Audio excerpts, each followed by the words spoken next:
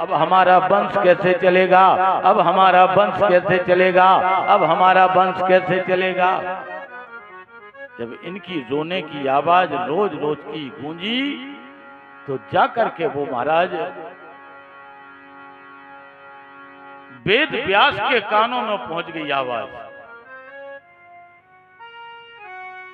वेद व्यास ने सोचा मेरी मां सत्यवती भले ही मुझे शादी से पहले जन्म दिया, लेकिन मां तो मां है।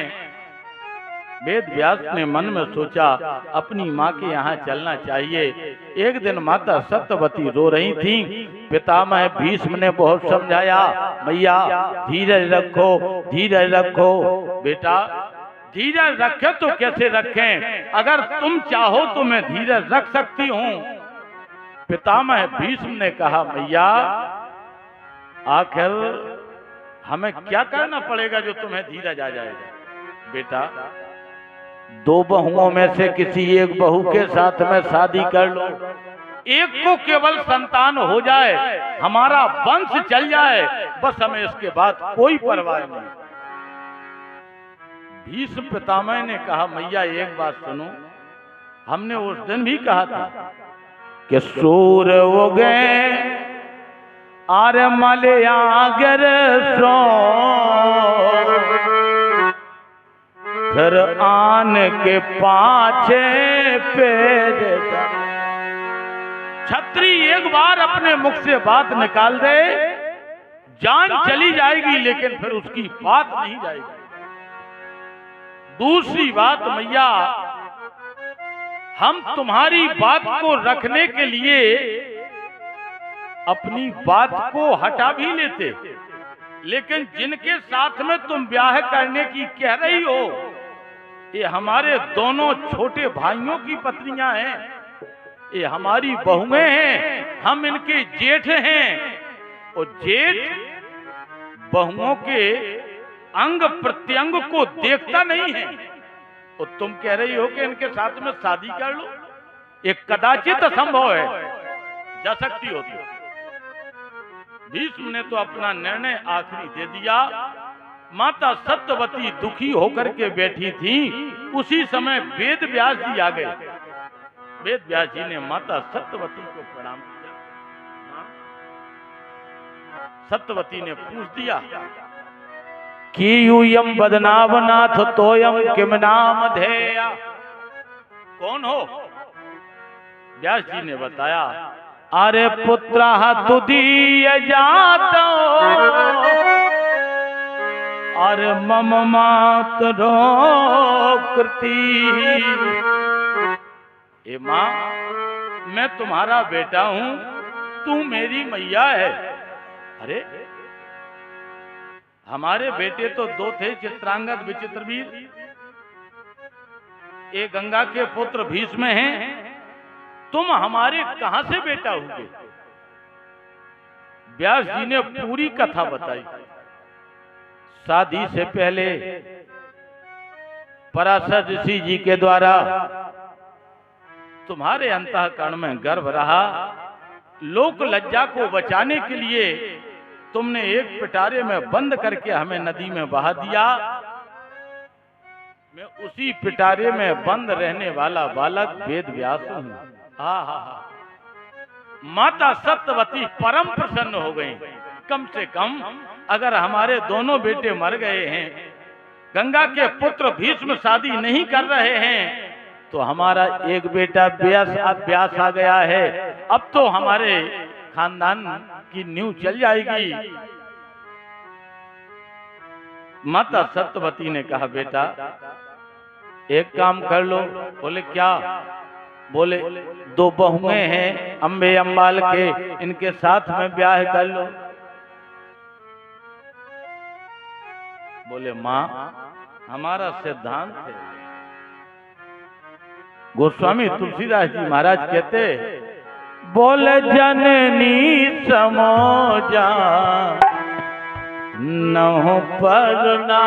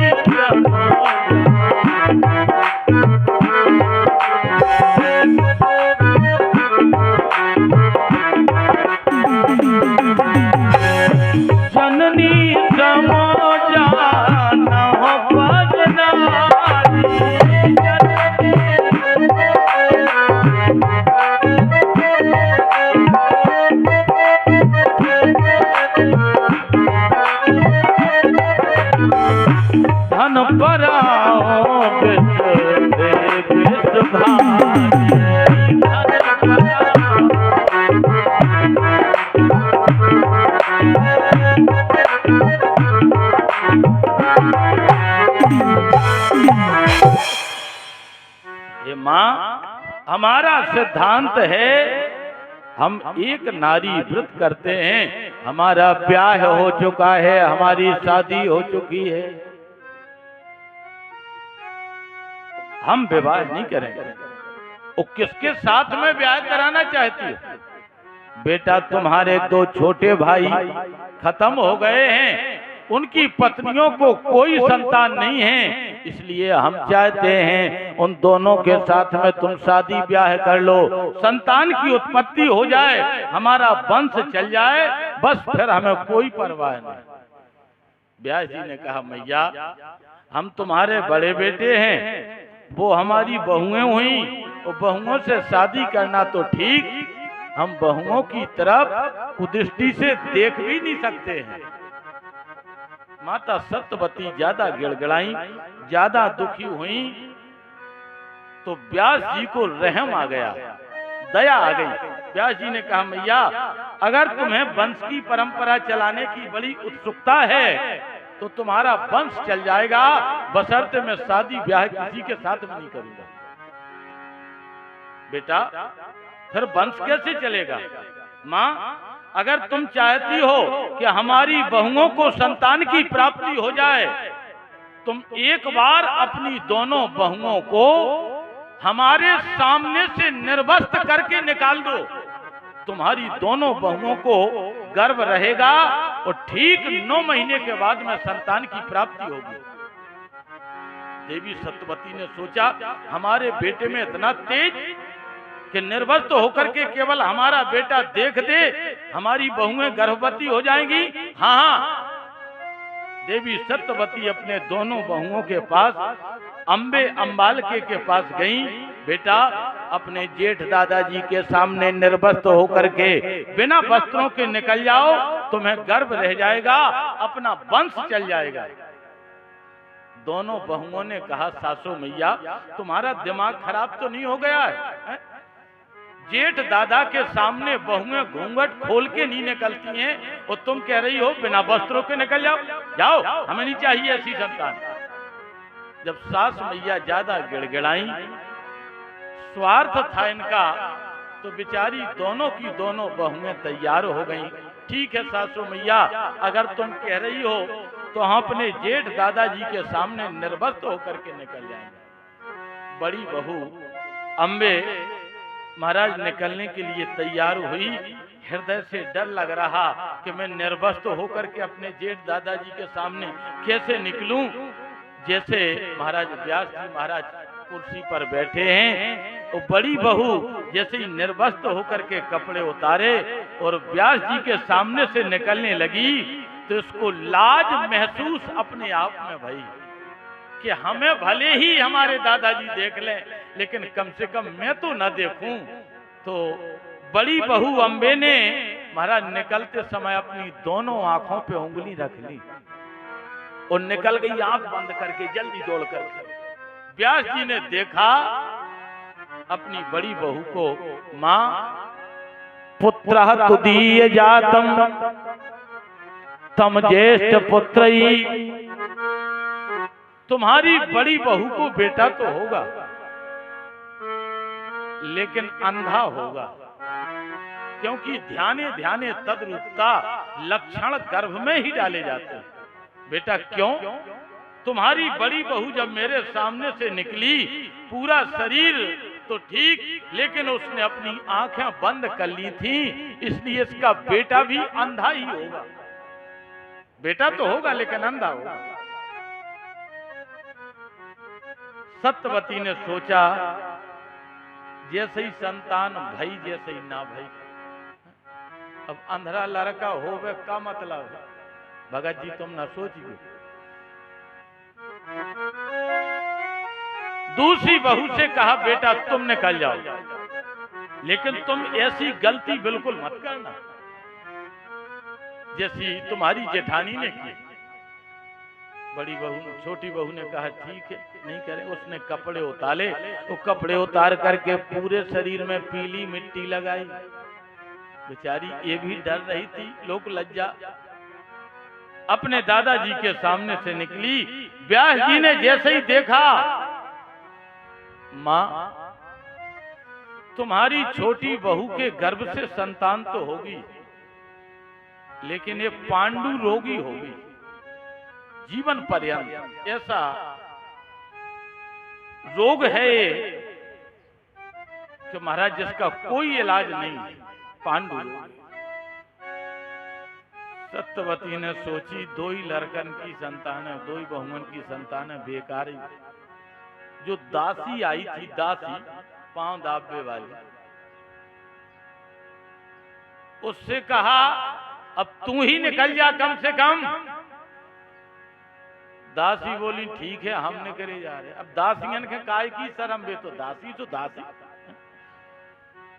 उसने बढ़िया रंग रोशन लगाया, क्रीम पाउडर लगाए, कपड़े फेंके, बड़ी बड़ी महाराज 250-250 ग्राम की पायलें पहन के व्यास जी के सामने से 3-4 बार छम छम छम इधर से उधर, उसको कोई लाज शर्म नहीं। व्यास जी ने देखा, हंस पड़े। माँ, संतान होगी, बहुत सुंदर होगी, बहुत सुंदर।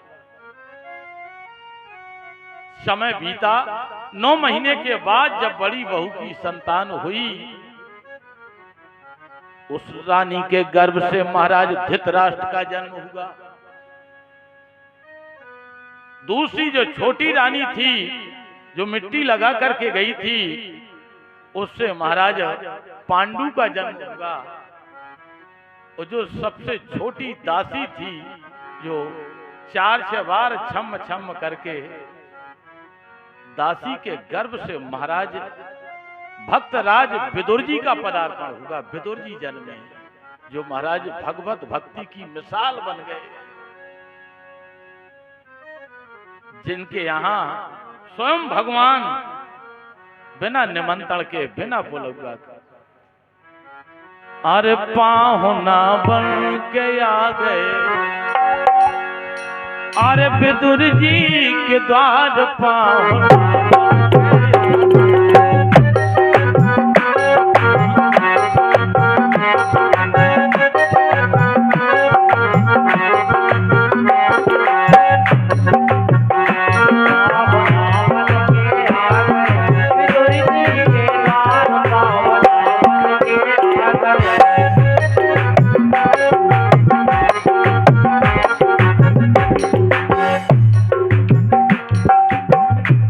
पाहुना बन के आ गए विदुर जी के द्वार, पाहुना बन के आ गए विदुर जी के द्वार, पाहुना बन के आ गए विदुर जी के द्वार, पाहुना बन के आ गए।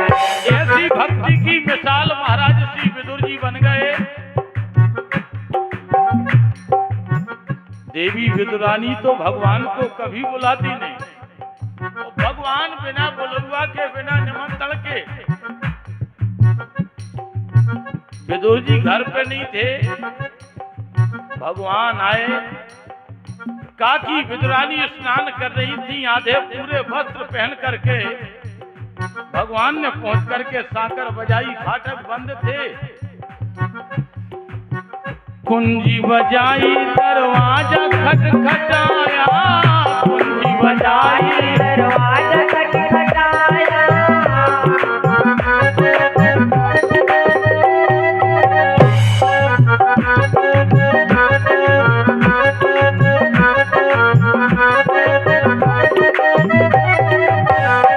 भगवान ने पहुंच करके कुंजी बजाई, दरवाजा खटखटाया, कुंजी बजाई, दरवाजा खटखटाया, कुंजी बजाई, कुंजी बजाई, कुंजी बजाई, दरवाजा खटखटाया।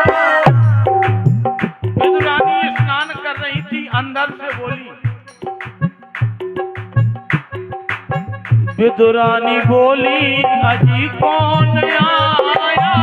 विदुरानी बोली, अजी कौन आया? विदुरानी बोली, अजी कौन आया? भगवान बोले फाटक खोलो। जैसे ही विदुरानी आई, आधी गीली, आधी सूखी, आधे कपड़ा पहने हुए, और खोला दरवाजा,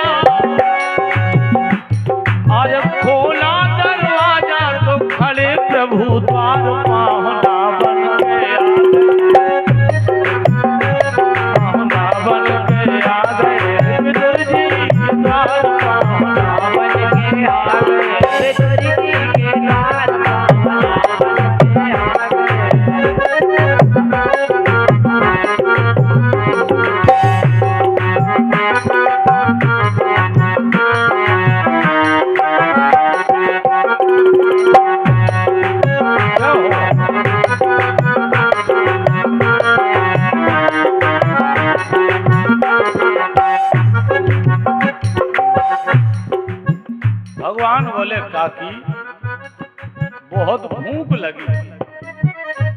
संसार को खिलाने वाले परमात्मा विदुरानी ने स्नान ध्यान सब छोड़ दिया, अंदर गई। अंदर से दो कथाएं हमने पढ़ी। एक कथा में तो इनके पास में चनन की भाजी रखी थी, उसी को साग कहा गया। साग लेकर के आई चनन की भाजी, और चनन की भाजी बिना कटी पुली ऐसे ही पकड़ा जाओ, भगवान खाते जाओ। एक कथा। दूसरी कथा में इनके घर में उस समय 2, 4, 5, 10, 25 केला रखे थे। देवी विदुरानी अंदर गई, केला लेकर के आई, भगवान बैठे हैं। विदुरानी छील छील करके महाराज छिलका केला का निकालें, भगवान को पकड़ाती जाए, और छिलके का अंदर का माल माल कोने में फेंकती जाए। कम से कम 5-6 केला ऐसे खिला दिए, छिलका छिलका खिला देवे और माल माल कोने में फेंक देवे। तब तक महाराज विदुर जी आ गए। आओ प्रभु जी, आओ प्रभु जी कहो कैसे पधारे, आओ प्रभु जी कहो कैसे पधारे, आओ प्रभु जी कहो कैसे पधारे, आओ प्रभु जी कहो कैसे पधारे, आओ प्रभु जी कहो कैसे पधारे।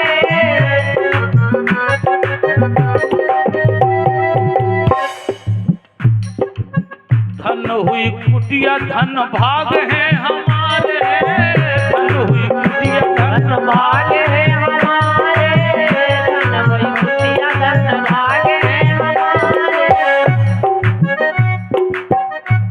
और दासी की कुटिया, और दासी की कुटिया पे कैसे दौड़े आए, पाहुंडा बन के आ गए प्रभु जी के द्वार, पाहुंडा बन के